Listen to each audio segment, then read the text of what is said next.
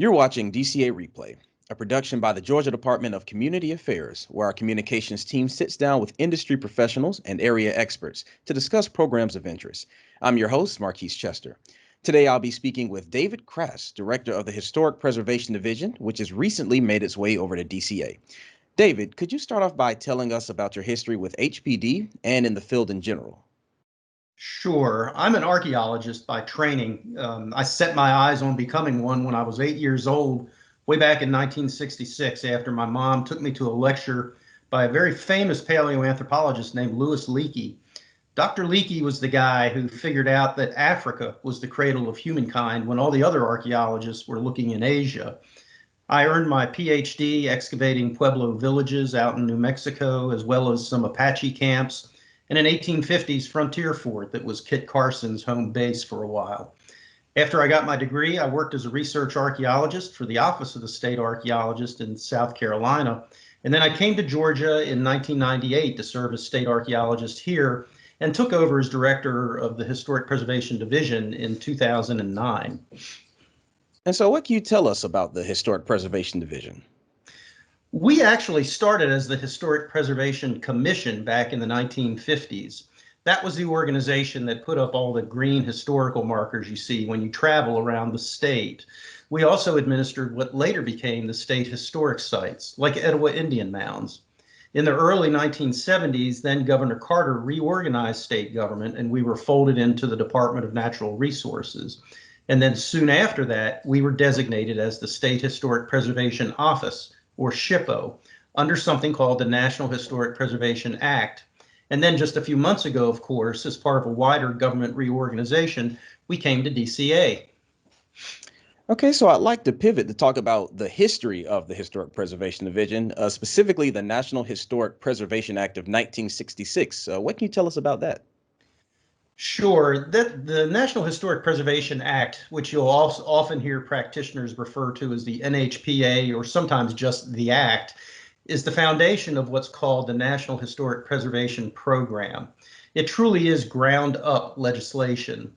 In the 1950s and early 1960s, federal agencies were on a post-war building spree.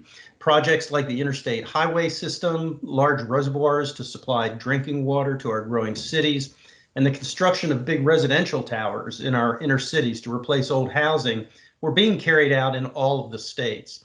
These big federal projects were being undertaken with absolutely no input whatsoever from the citizens of the states in which they took place. For instance, Boston lost about 30% of its historic buildings to demolition related to federal projects in the 1950s and early 60s. Right here in Atlanta, the connector was started in the late 1940s, and it cut right through the heart of town. So the U.S. Conference of Mayors got together back in the early 1960s, and with the support of First Lady Lady Bird Johnson, successfully lobbied Congress for a seat at the table, which came about through the passage of the 1966 Act. That act established, among other things, a process whereby federal agencies have to consult with the State Historic Preservation Office, SHPO, as well as federally recognized Native American tribes and other interested parties prior to proceeding with what's called an undertaking. Undertakings can range from large projects like the Savannah Harbor Deepening Project to federal licensures to federal permits and loan guarantees. It's important to note that HPD cannot, under the law, stop a project. Our role instead is to support the federal agencies in complying with the law by ensuring that the interests of Georgia's citizens are considered. The Act also established the National Register of Historic Places, as well as various tools to support local communities in their historic preservation activities. One of my favorite passages in the 1966 Act says that historic places should play a quote-unquote living role in community life by helping, quote, orient our citizens. I think those words are especially meaningful in this time of social and economic dislocation because they carry the clear implication that we can learn from our history, learn not just cold facts, but learn where we came from, which is a prerequisite to figuring out where we as a society want to go. The word living carries another implication that I think is really important, especially now. History is not a static thing.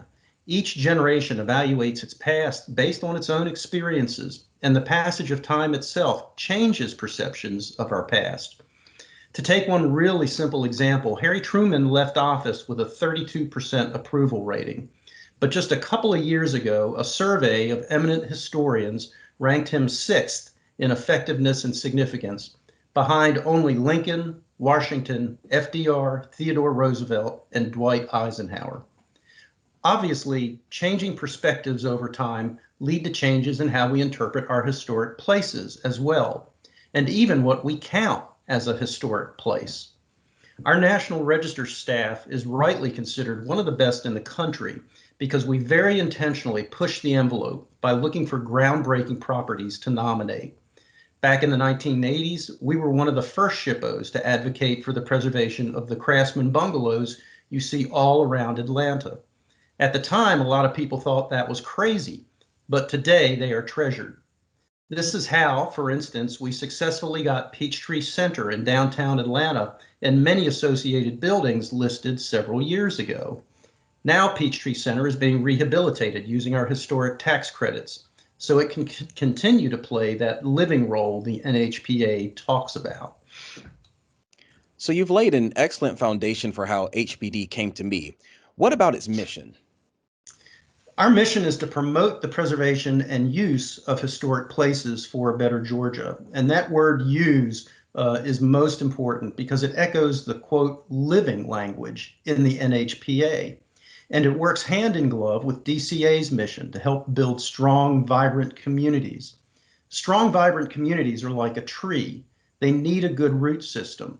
Historic places are part of that root system. So let's talk about its function.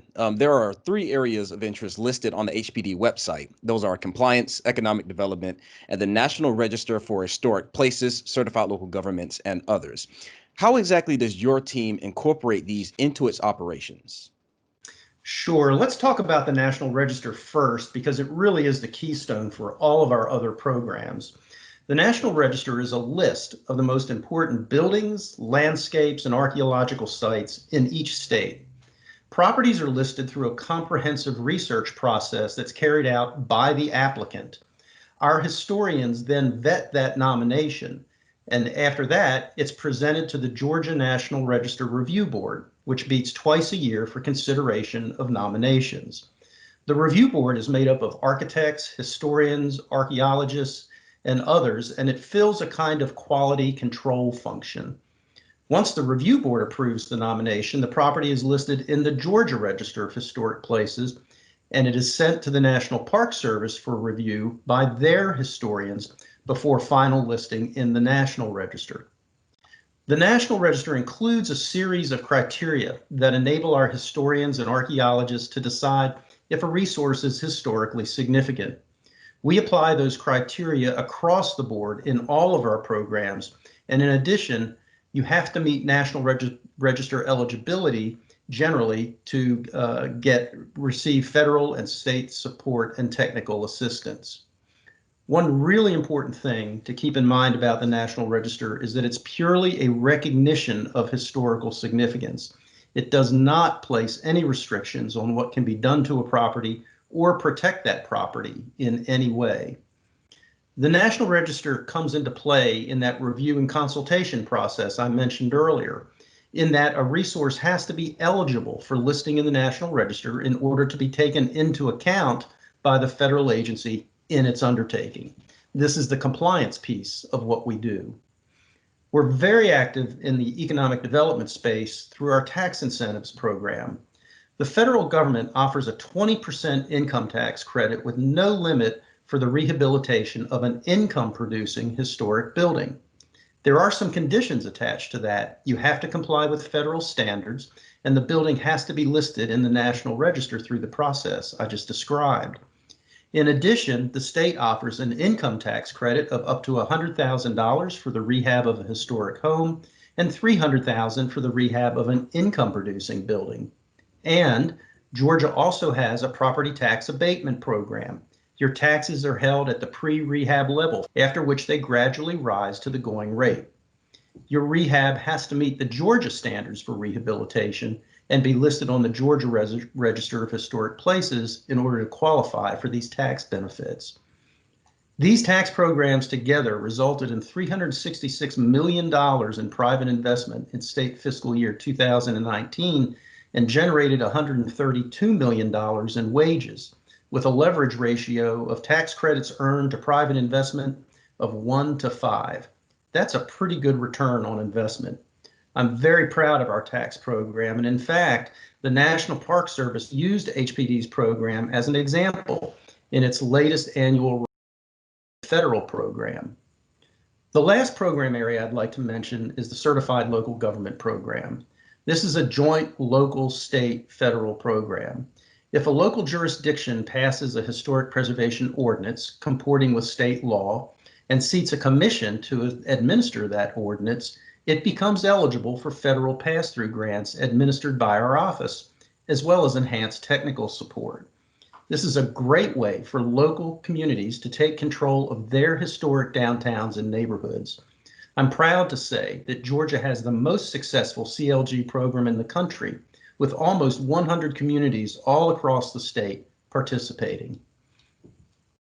So we've talked about the history of the division, its mission, and exactly how it operates. But now I want to talk about those communities you just mentioned in particular. What are some recent historic landmarks represented by HPD, and do any of them stand out as particularly unique? Sure. One of my favorite recent National Register nominations is a place called Cherry Grove Baptist Church Schoolhouse over in Washington in Wilkes County. It's a 1910 African American one-room school.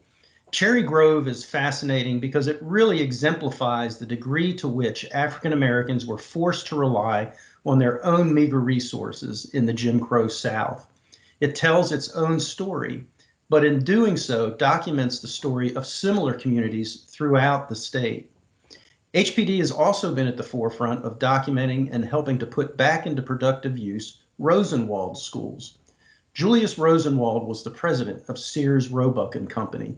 He provided matching funds between 1912 and 1932 for African American communities to build a standardized, very modern for the time, schoolhouse for their kids.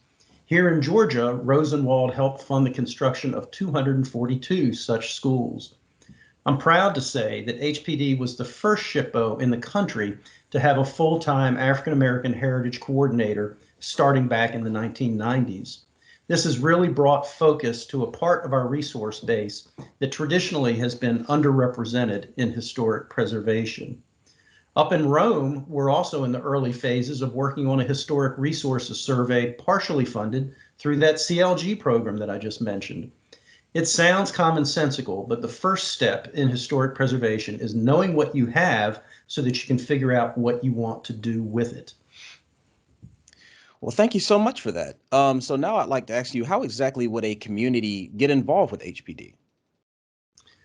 So you can use our office as a research outlet. If you're wondering about a building in your town or a park or any other kind of historic resource, give us a call and let's see what we know. We have a tremendous library of information that we can access to help you out with that. And I would also encourage folks to nominate something to the National Register. The program is open to everyone, and we depend on the public to nominate resources because public involvement is what makes the program work. A really neat example of a unique National Register nomination that we handled recently is Pope's Museum in Ochlockonee down in Grady County. It's an early 20th century house covered in murals and sculpture, surrounded by the remains of what was once a 200 statue sculpture garden. The house was a woman-owned and operated tourist attraction from the 1920s through the 1970s and was known throughout the Southeast. Well, all right. Well, thank you so much. That's all the questions that I had for you. Is there anything else that you have in mind that you'd like to share that I haven't asked about? Absolutely. Our statewide nonprofit partner is the Georgia Trust for Historic Preservation. And if any of your listeners want to get involved with historic preservation, this is a great way to do it. The Georgia Trust has all kinds of COVID conscious activities through the year and works in local communities all around the state. You can learn more about the Georgia Trust at georgiatrust.org. All right. Well, thank you so much. Thank you, everyone, for watching this edition of DCA Replay. This has been David Crass with the Historic Preservation Division. Thank you so much, David. You bet.